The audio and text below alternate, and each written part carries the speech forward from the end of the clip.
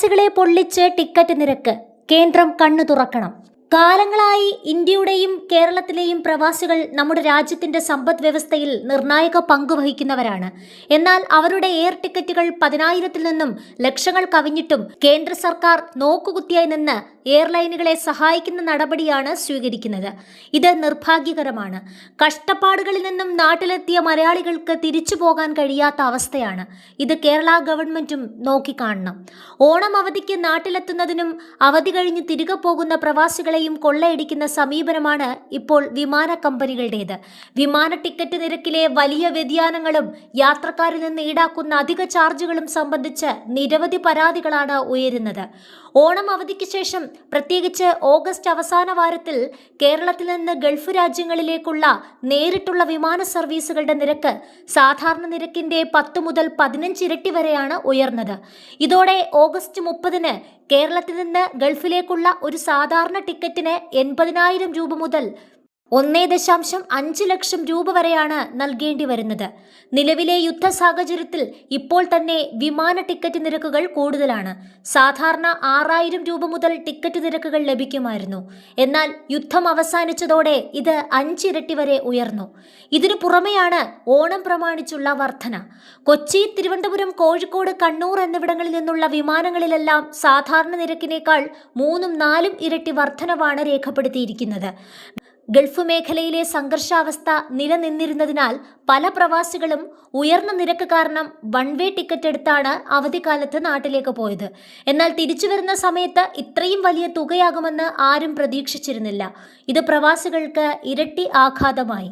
ഓണാവധിയും school അവധിയും ഒരുമിച്ച് വരുന്നതിനാൽ കേരളത്തിൽ നിന്നുള്ള യാത്രക്കാർ കൂടുമെന്ന് മുന്നിൽ കണ്ടാണ് വിമാന കമ്പനികളുടെ ഈ നീക്കം. എന്നാൽ കേന്ദ്രത്തിന്റെ ഭാഗത്തു നിന്നും ഇതിനൊരു പരിഹാരം കണ്ടിട്ടില്ല. യാത്രക്കാരെ കൊള്ളയടിക്കുന്ന എയർലൈനുകളുടെ നടപടി തടയാൻ സംസ്ഥാന സർക്കാരും എംപിമാരും കേന്ദ്രത്തിന്മേൽ സമ്മർദ്ദം ചെലുത്തേണ്ടത് അനിവാര്യമാണ്. അതുപോലെ ഓണം ആഘോഷിക്കാൻ നാട്ടിലേക്കെത്തുന്ന മലയാളികൾക്ക് വിമാന ടിക്കറ്റ് നിരക്ക് കുത്തനെ ഉയരുന്നതും സീറ്റുകളുടെ ലഭ്യത കുറയുന്നതും വലിയ സാമ്പത്തിക ബാധ്യതയാണ് സൃഷ്ടിക്കുന്നത്.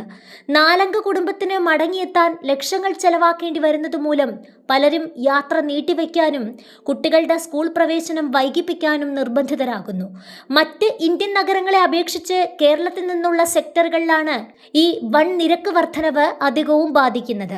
സ്കൂൾ തുറക്കുന്ന സീസണുകളിലെ ഇത്തരം ചൂഷണങ്ങൾ നിയന്ത്രിക്കാൻ സർക്കാർ തലത്തിൽ അടിയന്തര ഇടപെടൽ വേണമെന്നാണ് പ്രവാസികളുടെ ആവശ്യം. ഓണം ആഘോഷിക്കണമെന്ന ആഗ്രഹത്തിനും പോക്കറ്റിന്റെ കണക്കിനുമിടയിൽ കടുത്ത പ്രതിസന്ധിയിലാണ് ഇപ്പോൾ പല പ്രവാസി കുടുംബങ്ങളും. ഓണത്തിന് നാട്ടിലെത്തിയ പലരും ഓണാവധിയും കഴിഞ്ഞ് മടങ്ങാം എന്ന തീരുമാനത്തിൽ നിന്ന് പിന്നോട്ടു പോകുന്നു.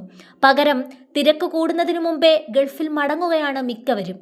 ഓണം നാട്ടിൽ ആഘോഷിക്കാനായി എടുത്ത അവധിയുടെ അവസാന ദിവസങ്ങൾ പോലും വിമാനത്താവളത്തിലേക്കുള്ള യാത്രയ്ക്കായി മാറ്റിവെക്കേണ്ട അവസ്ഥ. ചെലവ് കുറയ്ക്കാൻ യാത്രാ തീയതി മാറ്റുന്നവരാണ് മറ്റൊരു വിഭാഗം. നേരത്തെയോ വൈകിയോ യാത്ര ചെയ്യാൻ കഴിയുന്നവർ പീക്ക് ദിവസങ്ങൾ ഒഴിവാക്കി ടിക്കറ്റ് തേടുന്നു. ലക്ഷ്യസ്ഥാനത്തോട് ചേർന്ന മറ്റൊരു വിമാനത്താവളം പരിഗണിക്കുന്നവരുമുണ്ട്. നേരിട്ടുള്ള സർവീസുകൾക്ക് പകരം കണക്റ്റിംഗ് വിമാനങ്ങൾ തിരയുന്നതും ചിലരുടെ പതിവായി.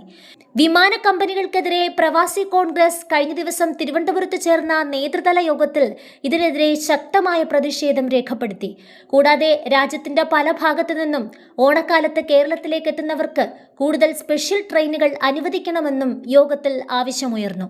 പ്രവാസി കോൺഗ്രസ് ജില്ലാ പ്രസിഡന്റ് അനിൽ നന്ദിയോടിന്റെ അധ്യക്ഷതയിൽ ചേർന്ന യോഗം പ്രവാസി കോൺഗ്രസ് സംസ്ഥാന പ്രസിഡന്റ് ദിനേശ് ചന്ദന ഉദ്ഘാടനം ചെയ്തു. സംസ്ഥാന ജനറൽ സെക്രട്ടറി സലിം പള്ളിവിള മുഖ്യപ്രഭാഷണം നടത്തി. ന്യൂസ് ഡെസ്ക്, എക്സ്പ്രസ് വാർത്ത.